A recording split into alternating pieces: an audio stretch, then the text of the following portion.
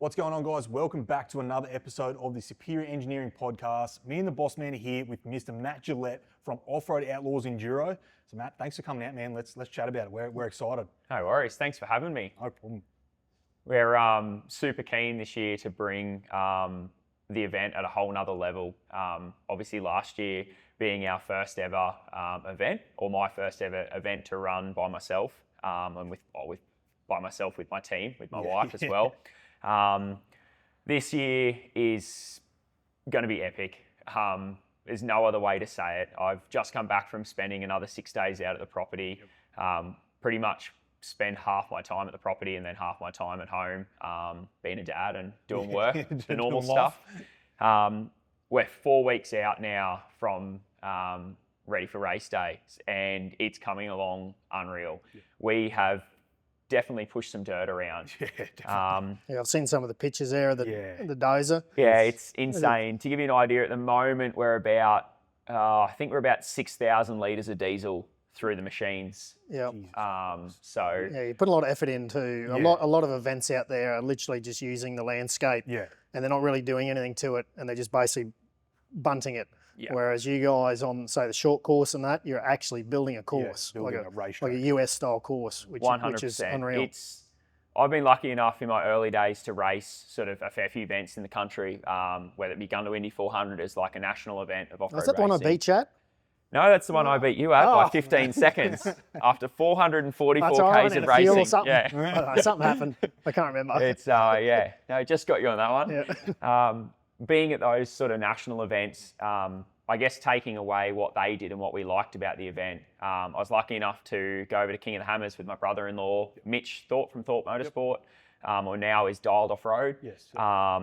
So we spent some time over there, and it was awesome to see what KOH is, what they do that's so good, and then come back here. In my early days with my wife and her family, we spent a fair bit of time at Tough Truck Challenge, and Tough Truck would have to be one of the best spectating off-road or rock crawling events. It's very good for the family in the country. Yeah, family and mates and all that. It was well set up. Definitely, and you know, Pete did such a good job accommodating for everyone there. So when I knew we were going to create this event for the next year, I was like, right, how can we do what Tough Truck had in the way of viewing, but what sort of something along the lines of Ultra 4 America have with epic tracks, and then what Gundy had with a big field, and then piece all that together. And then to really jazz it up, we put up $20,000 cash prize plus prizes, which the prize pool this year is just over 50,000. Yeah, it's big for an off-road event. Yeah, definitely massive for an off-road event in Australia. That's absolutely huge. Like look at Fink, even taking Fink out is $10,000, and that's the pinnacle of off-road racing, what they say in Australia. So you're smashing that out of the park is crazy. Yeah, it's going to be the best. The best part, obviously, is having Superior Engineering as our naming rights sponsor. You guys, to me, you're the best in your game. So with Off-Road Outlaws, let's be the best in our game. Yep. And I think it's worked so well together. And I think this next event, we learned a few things with our first event with commentary and sound and even that was successful. That was round one went off really good. It was. We ended up with so the first event last year, we had 38 cars raced. We had 40 entries, 2 didn't make it. So 38 cars raced. We had 880 spectators on the property for the event. It's good considering that's a 4-hour drive. Yeah, exactly. Yeah, you're up to Savannah's a long way out. It's not like it's in the Brisbane City. It's good to get those numbers. Considering most of previous events we've been to for that sort of style of event, you're talking 200 spectators. Yeah. I thought we did really well. We tried to really capture. There was a lot of YouTube videos came out of the event, which was absolutely awesome.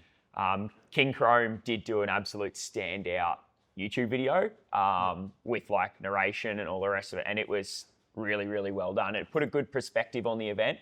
So this year we sort of took in everything that happened last year and the small improvements we can make, and I believe this year is going to another level again, especially as you said, that short course. I stood up on top of the hill yesterday afternoon, and all the boys finished up in the machines, and we were just standing up there.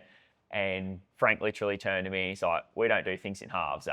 Yeah. And I was like, how big's the dozer you're using? We're using a D6 XL. So D6 dozer, And what'd you say? It took 13 hours just to push the dirt for the berm. to the berm, not even shape the berm yet. Yeah, so one berm that's was a lot of 13 dirt. hours of dirt just pushing.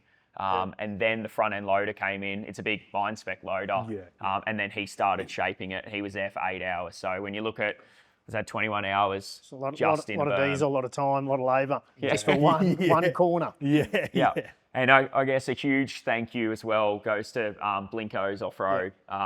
They're putting some hours in. Yeah, They're the doing Blinko family have come on board with Outlaws and just helped us. Like, there's no way we could do it without them. And the way they build tracks is sort of like no other. We have a lot of issues, as you'd know, with your racing career. You go somewhere and a jump's sort of shaped and it either kicks the rear of the car or does something funky. We make something, first thing we do is jump in Frank's four-seater and hit it. But Frank's pretty wild. We built a road gap and he's like, well, the safest way is the faster you hit it, we definitely won't case it. So his first pass was at 115 k an hour. Not lying. Yeah, 115, launches it, lands, we measure it out, and he's like, it's not bad, it felt good. 97 feet was where his rear wheels landed. It's a big jump in a side by side. That's a big jump. Yeah. And he comes back and goes, well, we'll just test the max speed, so we'll just keep going up. I was like, whoa. I'm not hopping in. We shaped the down ramp now, so we tested it everywhere from 50 kilometers an hour to 130. And basically, no matter how you hit it, the down ramp's just a long taper. There's no sort of step on the other side. Yeah, that was the thing that I saw in the videos from like Frank's video hitting it at 115. Was it Brett in the other Can-Am that he seemed to be going a lot slower? Yeah, he did like a 70 k an hour pass. Yeah. So it's obviously it's not something that you have to hit at that sort of speed to make it land. And then with most of our jumps, we've written them with a speed sign. So we have a minimum and a maximum speed. That's a good idea. To give competitors an idea of, hey, if you hit this at 80, it's a nice smooth jump. So we've sort of signposted all the big jumps, and then anything, there's quite a decent step down into a G out, and it's like as like a navigator or just a passenger. It is scary. Like that's where I've been in some that's where cars. the suspension sign's got to go. I've been in some cars and I literally, Frank's like, don't you trust me? I was like, I trust you, but well, sort of trust him. And it's really daunting. So again, to limit any sort of potential accidents there, we went and put a tyre obstacle of, so there's 9 big forklift tyres buried half in the ground. So it's an obstacle before the jump. And then after you come after that, you can stand on as hard as you want, and basically you'll jump the jump perfectly. You can't sort of undershoot that jump because it's just a roller. But then there's a whole mix. After you come down that step down, there's little ski jumps. And Frank said you should be able to hit them flat. So the Can-Am was like 142 k an hour flat. That's all his clutch does, and just launched. But you only sort of carry half a metre, but you can jump for as long as you want. So we've tried to cater for the guys who do have that 600 to 800 horsepower and all the suspension in the world, to then all the way down to you guys who are in a sort of more standardized, full body truck with just a, remote rest shock. So everyone can still be competitive on that track. Because that's so you could have a winch truck, or you could have an Ultra 4. Side by side, all competitive. That's what I found about last year's ski jump. It was I think it was Sunday stage on the rally stage. They went up the whoops, out to the back, and then they came back on that ski jump. Everyone could hit it flat stick. Like you had the Evans family just as far as they could go. But then Jake Eldridge came around in a very standard style of winch truck, single smooth body shock, was still able to hit that jump at full noise and keep cruising through the stage. So it's definitely caters for everyone. Exactly, yeah. That was the whole plan with Off-Road Outlaws from the word go. Was like there's a lot of winch challenge comps, or there's a lot of Ultra 4 comps, or there's a lot of side-by-side off-road racing. Trying to blend them all into one is quite difficult. And for me, when I had my race car, what's the point of having, an $80,000 in parts race car sitting in the shed if you can only do one style of event? So why not bring them together? I guess the other thing was, in my early days as in the sport, we were all rock crawlers. And then we tried to make rock crawlers go fast. And so we sort of evolved the cars. And I remember we all went down to King of the Hunter. And I remember Like we hit the jump. Yeah, and she's a man, pretty big jump, that one, at the time. you launched the jump. Yeah. There's a camera there. I had to go Yeah, fast. yeah, the old camera syndrome happens all the time. Yeah, I was shit in the air. I just said, oh, we've overdone this one. She flat landed. I think, I can't remember, do you have Dylan? Who navigated you then? Someone, whoever your navvy was. I think it was Dylan, because his race suit tore when he got out of the car. He was nearly white, so he It was a big jump. We yeah. busted the knuckle off the spider tracks. Diff and actually peeled it out. It was she's probably that's a big jump. touch too much. But yeah, I remember coming back from that event, and the first thing we said is, how can we go faster? What can we modify? And we watched a few of the other cars there. I was like, right, we need to change this up. We didn't essentially like spend more money. We just evolved the car to suit those conditions. And that was the hope with Outlaws. Well, they've got longer, they've got better suspension. Like that. Exactly. They've definitely changed. Yeah. I remember we all started off with, the US used to say, you had to be this wheelbase to be a rock crawler. And everyone was that. Yeah. And then I was probably one of the first rock crawlers that started stretching it. Yeah. Pulled out longer and longer because I like the fast stuff. Yep. And then now you look at the say what we'll call them Ultra 4s in Australia. Yeah. We're all getting bigger, wider, longer. Yeah, it's and more stable. Yeah. It's it's one of those things, and I think the cool thing is obviously blending all those categories together. They have so much fun racing against each other because they're so different. Yep. I know like Eden Evans from King Chrome Racing, she came back, she's like, it was just epic. Like, we thought we were fast. And then an Ultra 4 just goes hooning past us, and we get to the rock, and we're just putting through. A winch truck goes flying past us. We get back out on the straight. We overtake both of them. Yeah. And it's just this battle of diversity of cars. And I guess what one car's forte is, another car won't be. But hopefully they'll go home, and maybe the winch truck might go home and go, man, I need to just like play with my suspension a bit so I can keep up with them. And then when it comes to the winch stage, they might teach an Ultra 4 guy, hey, when you're winching, you need to be a bit quicker here. Yeah, and just overall, it will create you as a better racer. Yeah, I know when we took the Ultra 4 and we did the winch challenge a couple of times. That was a learning curve for us. Just sometimes you just don't drive something. Sometimes it's quicker to get out and winch it from the start to just drive it. Other times you got to drive it. It's quicker. Yeah, it's learning those disciplines, and that's what this event's good for. It's just a bit of everything.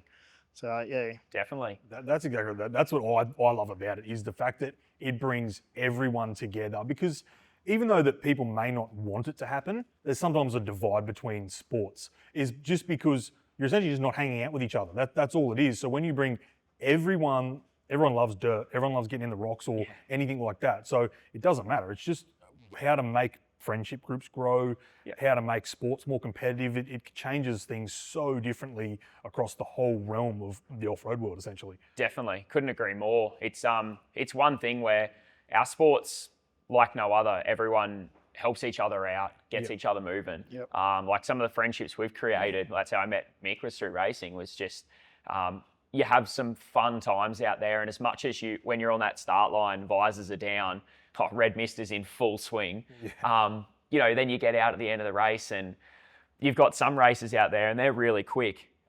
Some of them are sitting to my left, and they go out like flying, but then they get hung up in the first creek. Easy, Tiger. I don't remember that. And then like their navvy's running the winch out, and you're in my way, and I happen to just drive over the whole front of your car and tear the shock off, tear your reservoir off, and do a brake line, and but then I kept going. If that's how you want to win, that's what you got to do. That's exactly right. And then I know Bruce went around and kind of got your winch rope. He took me winch rope with caught on the rear diff and dragged going. Out.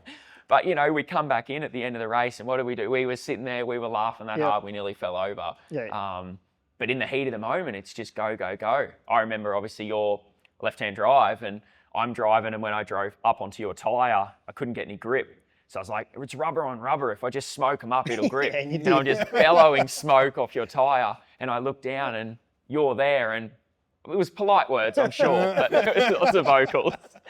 And then when you got back, you're like, hey, dude, have a look at my side panel. And there was this 17-inch round rim, and it was my beadlock ring wearing through the side of your car.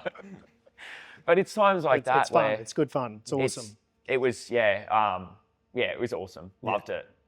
So plenty more of those times coming, I reckon. Yeah, definitely. So tell us a little bit about, like, say the event, like how's it actually work for, say, we'll talk about a spectator, I suppose. Okay, cool. So basically we're running the event Friday, Saturday, Sunday. So 3-day event. And what's the dates? So it's 4th to 6th of April. Okay. So 4 weeks away. So nice and close. Is that Easter? No, this just one? before It's not- Easter. okay. So it's the Yep. first, the Friday is the last day of school for Queensland Yep. school holidays. Okay. So perfect for the first weekend to get away. Yep. And then you've got a 2-week gap before Easter. Okay. So tried to time it as best we could with Easter. We were the same time last year away from Easter, but obviously Easter was in March Seemed to last year. work good last year. Yeah. So. Yeah, definitely. So hopefully temperature this year being that month later will be that little bit cooler as well. So it Yep, should be that'll be nice nice. camping. Yeah. The camping there is unreal. Everyone's going to camp together. It's like a non-powered setup, but we do Yep. have amenities. You're talking about 300 acres of just flat grass paddock on a big rolling hill. Yep. That's main camp. Yep. To get there from the bitumen road, you basically through the town of Proston. It's about 8 minutes out of Proston. And then from the edge of the bitumen, it's about 800 metres along a dirt track to main camp. Awesome. So nice and close, Yeah, easy access. Obviously, we've got transporters and stuff coming in. So we did make the main road very easy. And then if you need anything from town, it's 8 minutes to duck into Proston. Yeah. And then, so Friday is going to be a qualifying run in the morning. So it'll be a short track similar to the short course, but close area. Yep. We've tried to keep everything as close to main camp as possible. So basically you just park up for the weekend, grab your esky, and you can just walk to the different stages. You can drive. That'll be pretty awesome. That's a massive thing for spectators. Yeah, that was my biggest take from Tough Truck. Is you camp at Tough Truck, you just walk from stage to stage. You can stand in one spot and watch 2 different stages. And I was like, that for me is a given. I said, I've got a young family, and I know with my wife, having little kids, it's often you're at a stage at, say, a full drive park or at a winch challenge, and you're way out the back. Oh, I need to go back because one of the kids needs food or something. Yep. Oh, I won't be able to get back. It was a hectic full drive track, and now I'm all parked in. There were all the sort of roadblocks we faced with spectators. So with this and the same as I did at Manar, is basically having the spectator points super easily accessible, so the mums and bubs can come and go as they want. And then it creates it as a family event.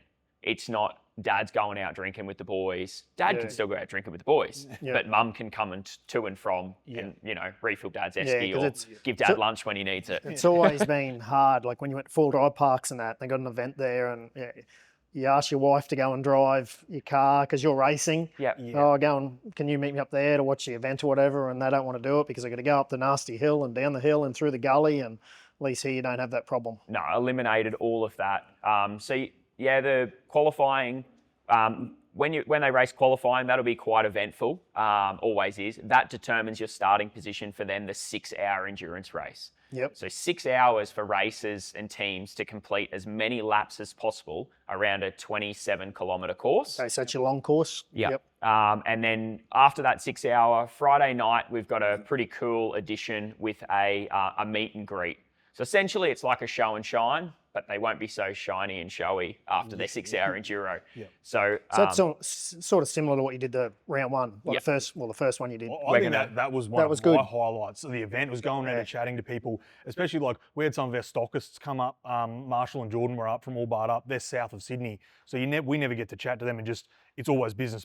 So having them come up to compete, which they killed it, it was awesome to be able to just have a beer with those guys, chat to people you haven't seen in ages and that sort of thing. It was awesome, I think. Yeah, so this year we've stepped that up again it'll be under lights this year. So we've got 2 lighting towers for that. We're going to line everyone up down the drag strip. We've got it's a bit longer than an 8th mile. Last one at Manar was an 8th mile. So we've gone about another 50 metres longer. It's a lot wider this year. So we're going to have all the race cars lined along the fence. And then for something different for the racers, we're doing best flex for the racers. So that was the flex ramp you would have seen on our social media that you guys cut all the material for, which is absolutely unreal. And we've built, one big flex ramp, and that will be the superior ramp. So we'll test every competitor, and basically highest flex gets $500 cash. So it's not a bad prize. And then we're going to open it up as soon as we're done through the competitors for spectators. So if you've got an average car out there and you think it deserves a run on the ramp, bring it out to Off-Road Outlaws. We've got 2 categories. It's $250 cash for each category. We've got best IFS and best solid axle, just to keep it simple. Shame we haven't got the X-Track Yeah, still. as I say, I'll get on to Maria and get her to bring the X-Track. Yeah. So it'll be so yeah, if you've got a rig out there that you reckon will outdo the flex ramp and you want to be the spectator outlaw for flex, bring it out. The ramp's big. A lot of people said like, well, is the ramp going to be big enough for me? So the ramp's about nearly a foot higher than my head is the top. So yeah, she's up there. She's tough truck spec, trying to get hydraulics to get to the top of it. Exactly. 30-degree angle, so it is a fairly mellow climb. So if you don't have reduction gears and things like that, you can crawl up nice and easy. So that'll be a really cool twist to the whole show and shine, is having the spectators be able to flex up as well. And meet all your content creators, your YouTubers. We've got quite an array coming this year. So they're going to be announcing very, very shortly. So I'll leave them announce who's coming to the event. It's no surprise. That'll be good because that was very popular, the first one. Oh, definitely. No surprise. TJ and Mac from Shed Life will definitely be back. Mac's navvying for one of the King Chrome cars again, and that was quite a laugh last year. So that'll be a laugh again this time, especially. Oh, this will be a faster course too. Catching up with them, I think, at the show and shine or the meet and greet. Hearing the stories throughout his racing through the day, I think that'll be a stand-up comedy in its own self. Last year, chatting to Mac after, I think the jump out the back was called Big Balls last year. I think he said he's like at one point they hit it, I think about 95 k an hour, him and Eden. And then he landed and was like, okay, like, all right, this side by side, pretty good. Like, but he's sort of like, it's not do it again. Well, that's what the road gap's been renamed as Big Balls version 2. Little Balls is there though. It's a tyre stack you drive over. So, but at least this time you won't have to be alarmed. There'll probably only be 500 spectators watching you hit it. So you've got no motivation to hit big balls at all. I'm bad with just one camera. So that'll be quite a laugh as well. Are you nervous looking at Hammers and their road gap over the weekend? Yeah, I sort of could see that coming. Few binded on There's that. a few binded, and a couple of them was unfortunate. Like one of the guys that I follow on Instagram, Dalton, he was a Navi. Their engine seized on the up ramp, so they went into it, and he ended up having it looked like not a bad roll. He's got knee reconstruction, elbow reconstruction off it, and it's just an accident, like his engine seized. So yeah, rough. Yeah, that's one of the things with us testing. I'm really mindful of that aspect. So that's like our road gap when you go up. At the moment, obviously the road passes through and there's a small hump to go down. That hump's just there for water diversion. So the day before the race, that hump will be scraped. So essentially, it's if you were to stop, all you would do is just drop off. There's no essential gap, essentially. Very similar to, I got the design off Gun to Indy 400. Yeah, so it was pretty good, that one. Yeah, after you came down the main straight, you went through the jumps, there was a little short course, and then there was a road gap out the back, and it's basically to flat. The only difference is ours is just a slow down, so it's a little bit nicer landing. So yeah, as I said, we've tested every one of these jumps and tried to obviously keep in mind that some trucks are running just that smooth body shock and a coil. Exactly. Others are running a 3.5-inch bypass, an IFS, IRS, and want to do a 120-foot jump. So, trying to count for everyone. So after the long course, after the meet and greet, Saturday morning, first up is a crowd favourite of the Horsepower Hero. So I said that drag strip is coming back. This year you get 2 runs, and basically your first run is a practice, your second run counts, and loser goes home every round. So you'll race, loser goes home, winner comes back. Loser goes home, winner comes back, all the way until we get the fastest car on the strip. And we hand him $1,000 cash plus his prize. It'll be interesting if you've gone a little bit longer than the 8th, because it might be enough distance where they can't pick low. Or they can't get high. They're going to be in between. Are we going to bounce on the limiter or not have as much grunt? The old strip was about 120, 130 k's an hour for a fast car at the end. This will be stretching to that 150. So just enough that you're out of that low range. It'd be interesting to see. Hopefully we get a race again this year of Mark in the Donkey versus the Davimac car. Even though Brennan's going to be driving it this year, Brennan's purchased it. The Donkey's, it runs 4.1s. And it's 880 horsepower. It's a heavy truck, but it's a very heavy truck. But it's with 4.1s, it's got legs, so a little bit longer it could run. And the scary part is that 880's out the window now. Donkey got a bit of a reshuffle. Okay. So let's see what Donkey brings to this one. But Last time I spoke to Mark, he was very happy with numbers and very happy with the new motor. So if he can keep a drive shaft in it, because that's a big ask, it will be, it'll definitely be rolling coal the whole way down. So it'll be good to watch. So yeah, drag race Saturday morning, first up. I mean, that's going to liven everyone's day. Straight after that, we head into the short course.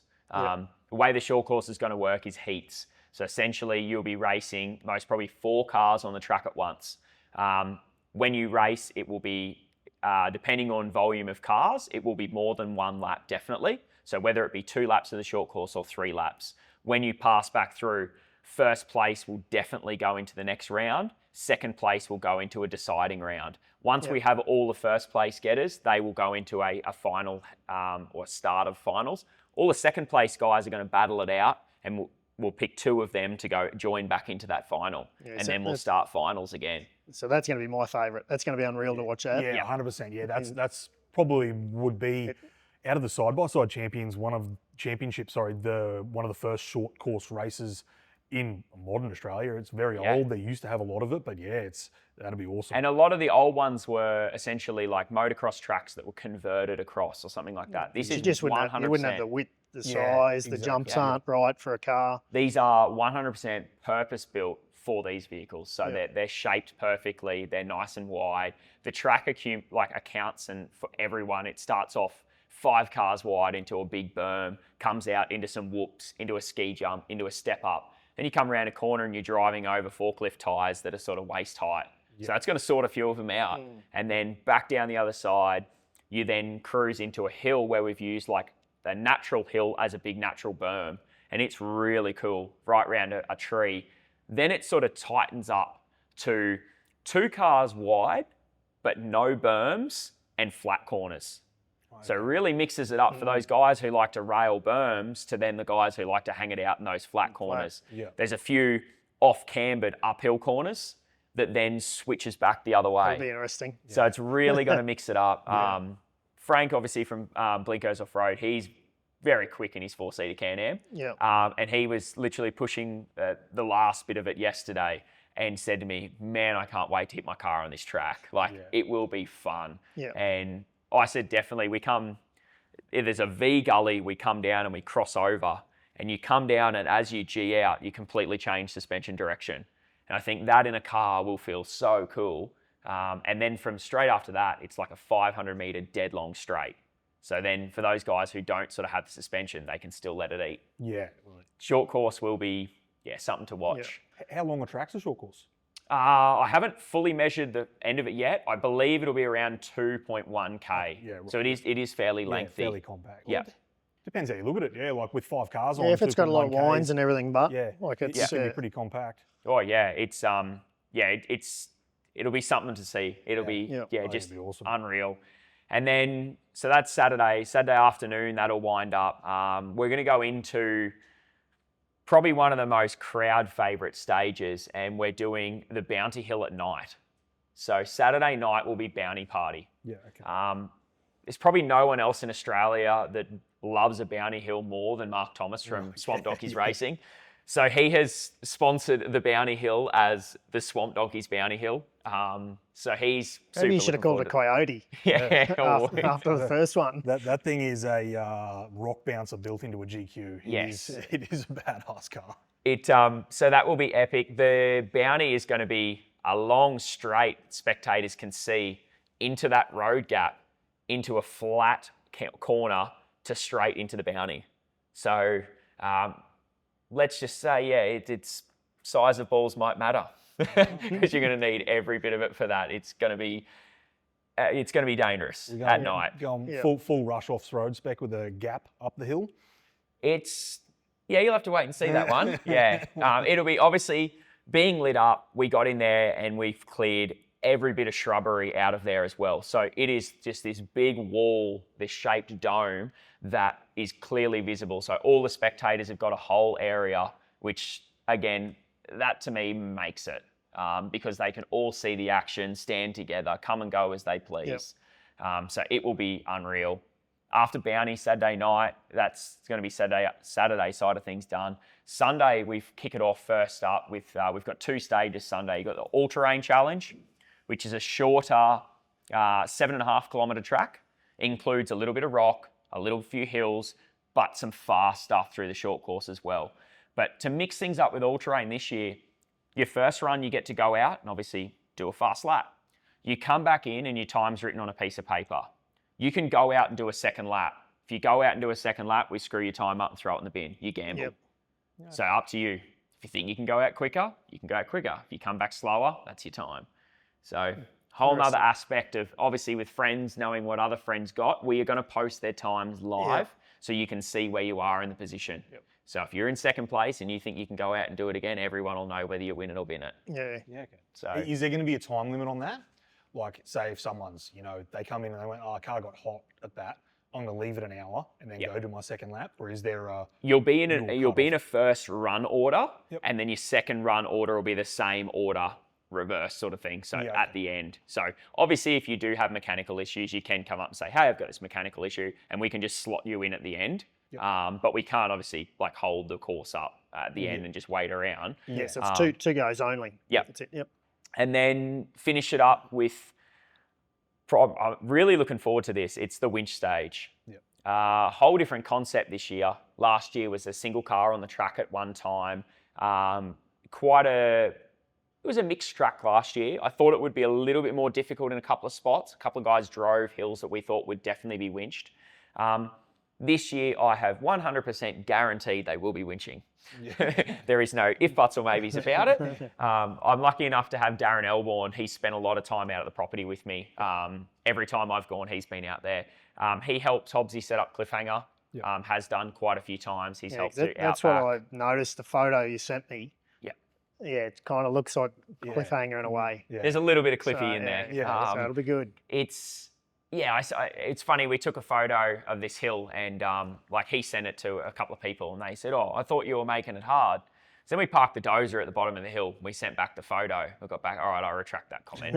And when your dozer doesn't make it a quarter of the way up the hill, parked like that, it's big hill. Yeah. So winch stage this year, let's say out of all the cars we've got, at the moment we've got 48 entries for Off-Road Outlaws. So...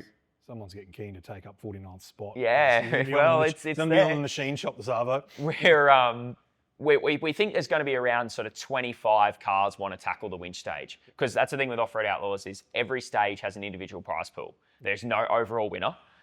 So you can pick the stages you want to do. So we think there's going to be, say, 25, possibly 30 guys want to tackle the winch stage. They're going to take off all at once. So we're going to put them 30 wide in paddock just after the start-finish line on the drag strip. 3, 2, 1, go. They're going out to do a lap of the 27-kilometre course, all chasing one another. The difference is... I don't want to be last. on the I main... just pull over. I'm just not eating dust for that long. On the main course, there's a couple of exit points out of creeks. They'll be bunted off and we'll be using harder exits for that winch stage. So out the back, there's definitely one winch. But I think the second one is drivable. It'd be a bit of a 50-50. But the first one you come to, I did have people say oh, we're going to have to wait for every car to winch up. We measured it yesterday and it was 105 metres wide is the hill. So plenty of room to get multiple cars. Yeah. The only downside is there's only about 5 trees at the top. So, and the trees... they'll probably, if it's anything like Cliffhanger, use a ground anchor. Exactly right. Because the easier line... There's no way to get to a tree unless you've got 150 metres of rope. So I would, if you want an easier line and an anchor, or a hard line and a tree. If it's like what I've seen, you're not going to winch up from a tree anyway. Yeah. It's not going to go straight up a square edge and then cross. So they're going to have to use ground anchors. Yeah. It'll be a big call. And then once you're up that first one, you keep going, you've got about that first winch hill is only about 7 kilometres into the course. So then you've got 20K still to go fast. So they'll sort each other out and work out who the fast cars are. Then you come back in and basically where your next winch stage is, that's where the spectators will be. And it's one creek that does a big S and basically you're working your way through that creek. So spectators will be able to see the whole end of your winch stage. Yeah. That next hill, again, it's 60 metres wide. You can fit multiple cars on it. It's not a hard winch. There's a little bit to that one, but it's not crazy. Then your next hill is a really, really long hill with no trees. So again, I think you'll be searching for a ground anchor there. Yeah. And you drop back down, and from after that point, the hills do get narrower. So you can only fit 2, possibly 3 cars on each climb. Yep. So you will want to make sure after that second winch that you're one of the top cars, sort of thing. But obviously, if a car has an issue and they're broken on hill, they're going to back and let that next car go. Yep. Or that other car is going to drive straight over them. Yeah. And the final hill... Do a Matt manoeuvre. Yeah. Drive over the... I don't want to be renowned for that. Drive over the racer. Well, could happen. And then the very last hill is horrible. It's 30 foot high vertical. It's a little bit undercut, and it's ground anchor only. There is not a tree in sight. So 100% you will be using ground anchor. Yeah. So it's soil, like, it's not rock or anything. Sand. Yeah, so they can use a ground anchor. Yeah, very, very coarse sand. There's very minimal rock out there. Yep. It is sort of lucky when you go about the 50 metre from the top of the hill, there was an old dam, so it has a bit of like a wall. So if it was me, I'd be plucking my anchor into the face of that, and it'd be nice and sturdy. And then after you get to the top of that hill, you have about a 200 metre sprint to the finish line. And pretty easy with the winch stage. First car that comes through, first place. Second car, second place. Third car. And if the hills get easier as people winch up them, doesn't matter, because if they're getting easier, that car's already gone. They're behind. They've already won. Yeah. So, and if it's, you find a climb hard, shouldn't have got there first. Yeah. So it all comes down. There'll be a bit of strategy in that as to whether you sit back in that, 3rd or 4th spot and let a couple of guys chew hills, or are you just out the front and lead it from the word go. It'll be an interesting concept. It definitely will. It'll change people's concept of it, because there's some guys out there that their navvy is gun-ho for, they know everything about a ground anchor and getting it in the ground, getting it set. And then there's other guys that are like, ooh, like you said, there's multiple disciplines coming to race at this one race. Yep. So there's going to be guys that are like, ooh, like, hey, I've never done a ground anchor before. Like, Definitely. How do we set this up? Maybe sit back and watch the first hill to get. And I know a couple of the Ultra 4 boys have hit me up and said, like, we're going to do the winch stage. And I was like, for the long course, like, that'd be tough to catch. They're fast guys. Yeah. But coming to these winch hills with ground anchors, they're probably going to be looking to see which end they hook the line on. It's a bit of luck too with when you've got ground anchors, that what you've tried to put it into. Like when we did Cliffhanger, me and Angus, like there were points there that some of the guys winching, the ground anchors were just pulling straight through the ground. Yeah, exactly. And there's other ones that hit tree roots and got stuck. Like, it's not just down the line. Yeah, so it'll be good. Definitely not with a ground anchor. It's going to be a tough stage. I think in total there's 6 winches on the one stage. So navvies are going to know. Yeah. Obviously, think about fitness now. And maybe no low mounts. Yeah. And I mean, luckily, we do have a fantastic sponsor, BFT Hillcrest. They'll get you fit. We got Angus fit once. That was BFT North Lakes. I don't know what happened there. I don't think it's been going lately. I think he gave up over Christmas. Oh, no. I know. But I think he knows the motors in the engine shop. No point racing now. We're getting fit. But it's the same thing with that winch stage. Endurance is key for that. Which obviously, being in our name, Enduro is all about that endurance and strength, and being able to have 100% winch stage that is just about winching, ground anchors, hills, there's sand, there's water, there's every element in that stage besides GPS. That's the only thing we took out of it for that one stage. So, do you think in future you'll do some GPS? Most probably. Being the property was fairly new to us, and it's a very open plan property, we could have done GPS points and then come into a stage to finish, but it was quite difficult with GPS to keep the crowd safe. Yeah. And that's a hard thing, trying to keep, once you start doing GPS events, it usually spreads out. So you're losing that spectator friendly atmosphere. It'll be cool to do it, but you've got to have the right environment to do it. Yeah, and it is a working cattle property as well. So the property owner is awesome dude. Great. The whole family's great, and the caretaker. But we have said to them as well, we will be sticking on our tracks, essentially, which he was super happy with. And at that point in time, we were still, being our first event at this property, we wanted to show how much we can improve the property and sort of minimalise any sort of mark on the property. And then if we were to do a GPS down the track, he's got paddocks where he said, I don't care how much you drive on that paddock, but some of his paddocks are sort of need to be left the way they are. So that was sort of the other way for going away from GPS for this year. Yep.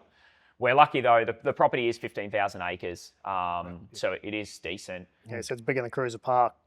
Cruiser Park, I think. There's rumours it was 10,000, but when you looked on real estate stuff, it was like 6,000. Yeah, he had a few subleases as well. So 15 is pretty good size. Yeah, it is. It's unreal. It's got some real potential. There is minimalised amount of rock on the property. We did find some decent rock creeks, which was cool. So enough to put the cars through for a race. Not enough for like a rock crawling comp, but the property for like a designated winch challenge competition would be next level. That's obviously Darren being all the events he's done with winch. He said this property is hands down just unreal. So super lucky to have the access to it. And the good part about this property is, reception the whole way around. So I've been posting stories on Instagram. That's been just straight from the mobile phone out on the tracks. UHF range is unreal because majority of the property is stick raked. Flat, and it's just big rolling hills. So the racing side of things will be epic. You'll see we will release like an overview of the track, and there's quite a few paperclip scenarios of driving up, coming back through. And when you come back through, there's only about sort of 100 metres of grass or 50 metres of grass between the two tracks, and you're only, say, 2 Ks behind that car. So you'll be able to see who's coming up on you. Nearly most of the time we drop into rock sections, we've got the track coming up and doing a U into the rocks. So as soon as you're in the rocks, you can see if someone's on your tail. It's pretty good. Keeps you moving fast. It does. Definitely. And it also, if someone has been sitting behind you, it eliminates that issue of not knowing they're there or not being able to see them. With driving sort of hair clipping on each other, you can see who's right on you. So yeah, we've tried to think of as much as we can. No, it sounds like it's going to be unreal. No, it sounds awesome. And I think, like how you just said, reception, that is a massive thing for spectators. There's so many people that come with, like, whether, like you said, it's a boys' weekend, they're coming out. Sometimes their wives are like, hey, what are you up to?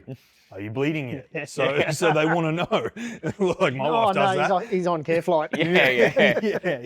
So that's a big thing for events. Having reception over the whole event is a massive thing for one, promotion, and just even getting parts or whatever, like you get a broken vehicle. Like not very often you can go out to a full drive race and be able to ring and say, hey, can you bring this part out? It's normally got to go back to town to get reception. Look at Shannon McNabb last year. His car wasn't there for qualifying. He was trying to ring he rang me. He rang me, but I got a different hull tech than what he had, what he needed. Yeah, and that's what they were standing. I remember standing at qualifying at the jump, and he's going like, I need to find a phone with reception so I can get onto someone.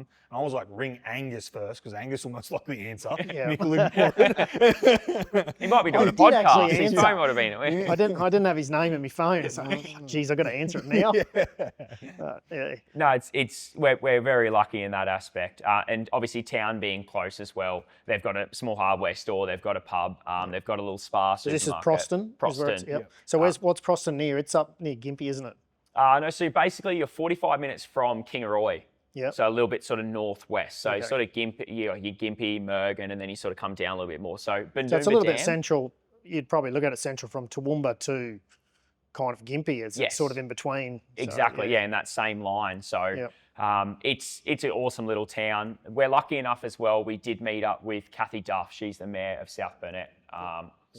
Because she was behind it. She was definitely, which is unreal to have a mayor behind an event. Been huge. So friendly, so welcoming, and it's not often, as we know, we've raced all around the country as to different councils. It's always a little bit of a fight with whether it be neighbours or whether it be spectators of, we don't want lots of people It's easier for them just to say no. 100%. Which is sad. She is just 100% couldn't be happier.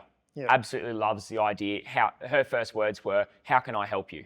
How can I make this even bigger than what it is? So our biggest thing was utilising as much as we can out of the local town. So telling people, the closest fuel is Hivesville, which is about 7 kilometres before Proston, coming from like Brisbane way. Hivesville fuel, they're the most friendly staff you'll ever get, and their fuel prices are cheaper than what's in Brisbane. So we've told everyone, like, utilise that. Under $4 a litre. So like having those locals, rely on them. Mark Webb, he runs a music concert at at his property. He's one of the neighbours. He's doing all of our catering. Yeah. So we've tried to utilise as much as we can out of the town. Kathy's going to be there to actually hand out all the prizes at presentation. So with your catering, like you mentioned that, what's on there so the people who are going there have got an idea? So he'll be doing breakfast, lunch and dinner of hamburgers, Dagwood dogs, hot chips, nachos, like a whole array. Because the food was pretty good at the first one. The food was good. I loved that last year. The fact that I even had Mr. Whippy there. Yeah. We are trying our hardest to get another one. It was pretty good. We spoke to the company we had last time. They're away on a around Australia trip. So they're not doing it at the moment. And the coffee. We're trying our hardest because that's what I live on. Yeah, you got to have coffee. But yeah, I thought that was the best thing. Like, be standing there watching the stage, and that's my number one thing at full drive events. I want to watch full driving. I don't want to stand there and cook. So if I can walk over 2 minutes, grab a hamburger, and go back, amazing. Like, I think that's a big thing to have food there. Yeah. And if it's kids friendly, that's even better. Yeah, definitely. That's a huge thing. Like, just be able to go get some chips. Here's $2. Go get some chips. Yeah. It's the best thing for $2 kids. in 1992. Yeah, true. He's not paying, is he? He's just doing it. Might need to give him a raise. But we hopefully we will have the jumping castle set up for the kids as well. Yep. We've got a big projector screen, so we'll be showing them some footage of last year at the meet and greet as well, so people will be able to sit back and watch that. Yep. And at the drag strip, we will be having a kids race as well, which is pretty last cool. time they had the influencers. Yes, we did. We got all the content creators, influencers, and I actually got them down because I told them we were doing a media huddle, and then I actually told them it was up and back in a foot race.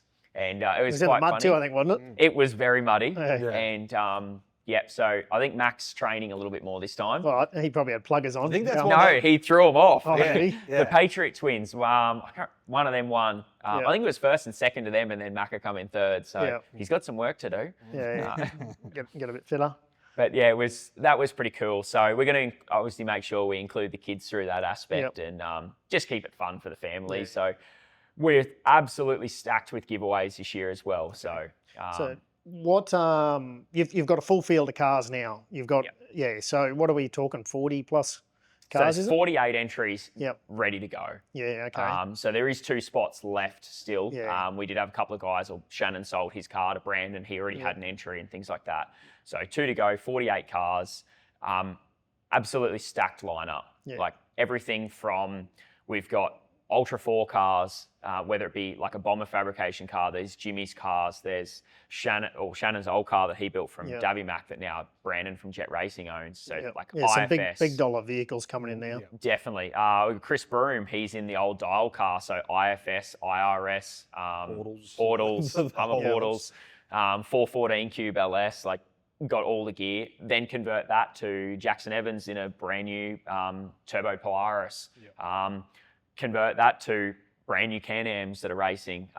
We've got a very cool Can-Am coming up from Victoria, which we've seen at some of the Ultra 4 races. Have you seen the new one? They've just, I don't know if it's fake or not, where they released the new full race spec. Very cool. Polaris. It'll be about 300k Australian. Oh, but it looks pretty cool. Yeah, right, okay. There's some big mixtures. Winch Challenge car, or like Winch cars. There's some crowd favourites in there. Obviously, Swamp Donkeys. You got Joshy Marks from Blowout. He's going to be there as well. A full mix of older school winch trucks as well. You got the Rathbones coming up as well from down south. So everyone remembers their 4-motor high mount. One of the, maybe the first 4-motor in Australia. Yeah, it would be. That's old school, that thing. It's dual-ended winch motors. It's reverse polarity on one end, and it's I think it was Phil and May's at Cliffhanger had. I think theirs was 4-motor. Very custom. It was mad. Yeah, I know. It's just dangerous. Theirs is very different. So theirs is, I think theirs is a stealth winch top hat on a giggle pin lower, and then it's got flame and fab to join the motors, or maybe winch gear.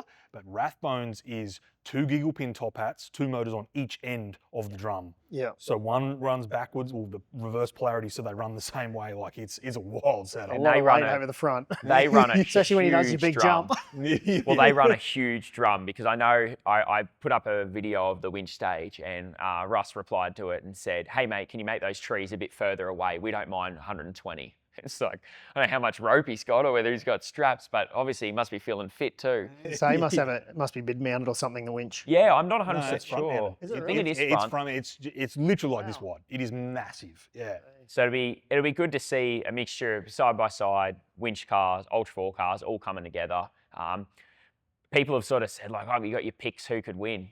No, You won't have a clue. Like Not it's not because a there's so hope. many disciplines in there. Yeah. exactly. There's And no it's car like built for the short everything. course. You could be the fastest car out there, but what you got to do is, go a bit high side on one corner. Get stuck on those tyres. Yeah. Kick your Game navy over. out, and it's just that The simple. golden rule will still be there to finish first. First, you must finish. Yep. So hopefully, some of the fast guys that might set in, especially in the enduro. Yeah.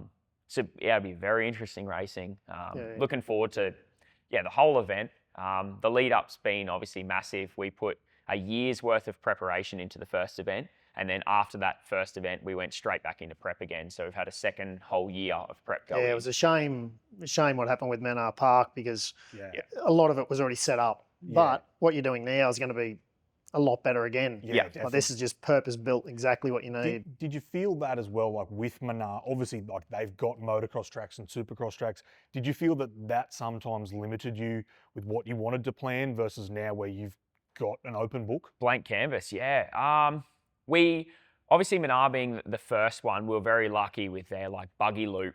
The way it was 40 kilometers and just perfect racing. So that sort of You didn't just hinder basically too just much. dressed it with the dozer. Just tied it Yeah. up. With some of the stages, yes, like, with the hills and where the camping was, we were limited because there was a flat track there and things like that. So, whereas if this, we can push the camping nice and close to every event. So obviously with Manar, it was very easy they already had amenities, they had cabins, they had so much infrastructure already set. So that side of things was a bit of a shame to lose that option. Where obviously Dave has moved back into Manar, and it's now just for camping and caravanning, essentially. There's no full driving. You can drive along some of the tracks to get to the river, but the park isn't definitely what it used to be in the way of operational. It's more just a camping environment now. Exactly. That's the way Dave wanted to go. So where obviously Frank and Kathy were the ones from Blinko that used to run Manar Park as Manar Park. So they're going to have their own venture that's underway. So stay tuned on their page as to what they come up with. They don't do things in halves. Yep. We've proven that with the Track It Outlaws. So it will be very, very interesting to see what they create. They will create something special. We will always partner and go with them as well. So something for the future for Off-Road Outlaws will be whatever they come up with. But the good thing is we have no limit. Wherever we've raced or any event I've had before, we've been limited by, or we don't have, machines to do that, or we don't have that. With them, the sky's the limit. Yeah. Frank's like, tell me what you want, we'll make it happen. Yeah. It's almost, like I say, it's been a problem with every event we've ever been involved in. Yep. Can't get machines, and it's just race the natural course and basically just running some bunting. That's exactly right. Or like back in the day with tough tracks, you got 10 cones set up and that was it. A bit of paint and that's it. Like it's just natural terrain, get into it. Well, I remember back in the day when we used to compete and all that stuff, the guys would get there in the morning just before you race, and they're going to set up the course by putting some cones down, and then that's it. Like there's no prep. We don't even know what creek we're going in yet. No, and that's the difference now. I even found out last year, and I've gone even further this year. Like signs to put up, caution signs. Rocks, arrows, pit entry, pit exit, spectator points. To give you an idea, this year we've just done our signage order and finalised it. We're using 36 sheets, 24 by 12 of core flute. Yeah. The signs are cut at 300 by 400. You get 24 per sheet. Yeah. A lot of signs. Yeah. Out of the racing that I've done, I would definitely say it was the best signed last year. Like it was great. So which helps a lot with your safety and just yeah. knowing where you're going, which is unreal. Last year we used 60 rolls that were 100 metres long of bunting. That's how much went into last year. Yeah. So we've got the same amount this year plus more. So I've still got a roll I was going to put up here somewhere. Yeah. Well, we did get banner our and own stuff. custom Superior Engineering Off-Road Outlaws bunting, which no one really does. And I thought, why not? Let's get blue bunting with it printed on. And it takes that whole sort of image of the event to that next level as well. Yeah. Exactly right. Yeah. It's whether you like you can change the level of professionalism just from a visual standpoint and little tiny details like that, definitely. Yeah, we've gone teardrop flags. They're a big hit. They look really cool. We had them on the jumps. We had them on the berms. We had them on the whoops last year. We had Off-Road Outlaws ones. This year, we've gone along the lines of, I know you guys have got, or Superior's got quite an array this year as well. And a few of the other companies that come on board also got them done. So while I was out at the property, my wife rang and said, oh, the delivery's here of the teardrops. And I was like, oh, okay, cool. She's like, where do you want the 3 pallets? I said, wait, what? She's like, well, there was 145 teardrops. That's what we ended up ordering. It's a lot. So there's going to be a few teardrop flags. So if you're free and you want to come out and put some teardrops up, we'll have you.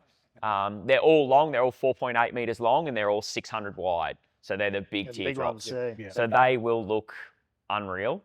And that's my big thing is image has to be that sort of professional. It has to look like you're at a stadium event, like you're at the monster trucks. You have to look like you're at a race for it to be a race. Yeah, that'll be great.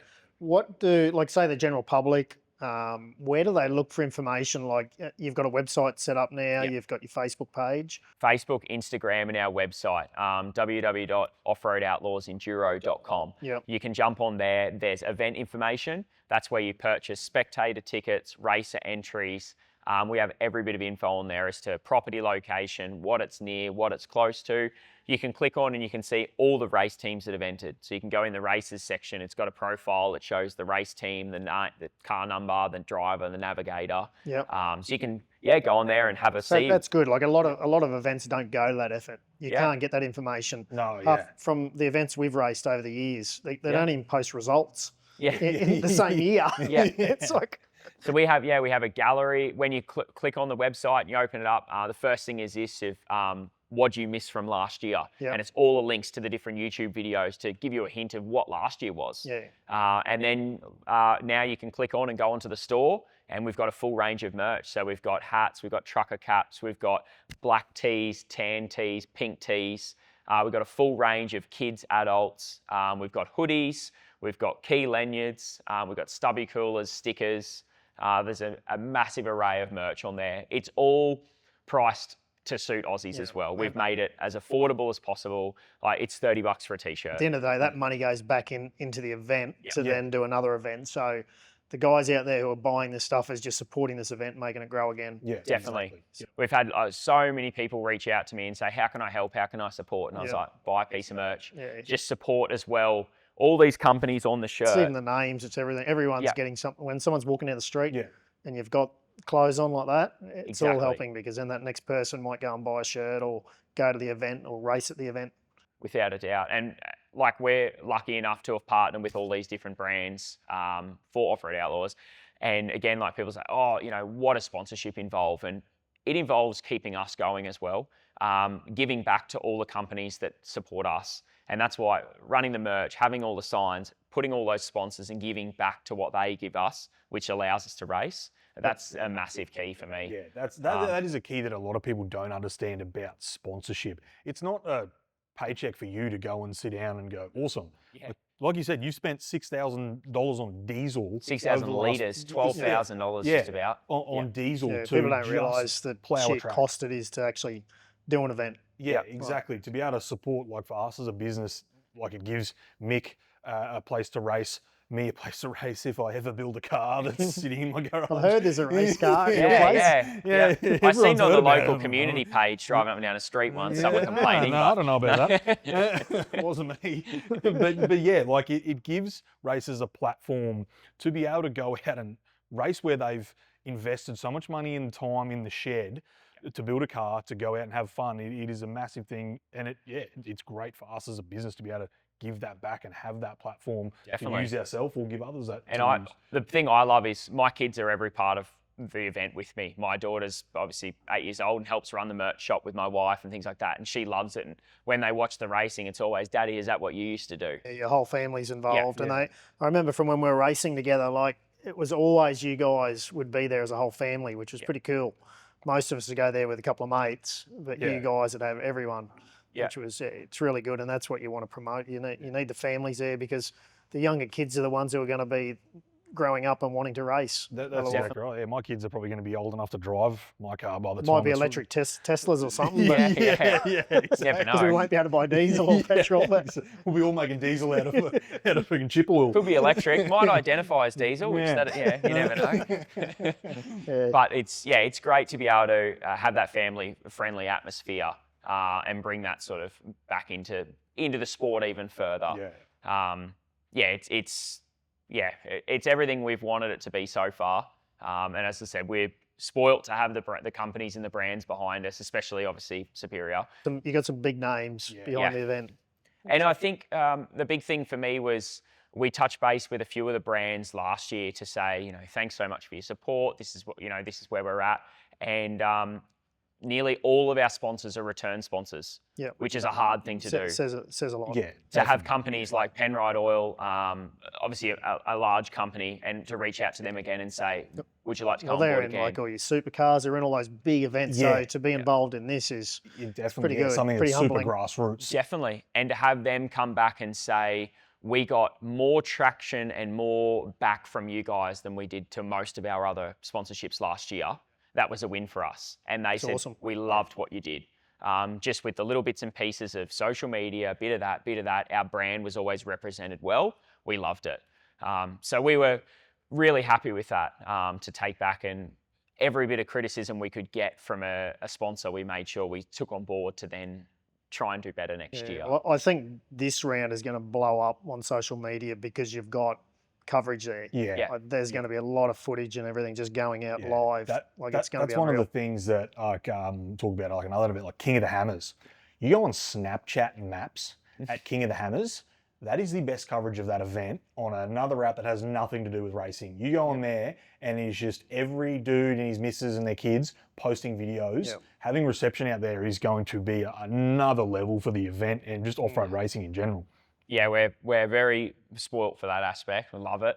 Can't wait to see all the footage come out, and whether people do YouTube videos or just Instagram stories. But I know we ask everyone to tag Off-Road Outlaws in their stories, and my wife saves them all, and then we sort of repost them a day later or do whatever we can do. And even now, my son, he's just about 3 years old in a couple of weeks, and we get home from kindy or whatever, and first thing he wants to do is Outlaws, Outlaws, Outlaws, and he just sits at the TV and just watches Outlaws, and he knows all the team names now. He'll call the car just by the sound of it. Yeah. But it's pretty cool to know we created that, and he loves it that much.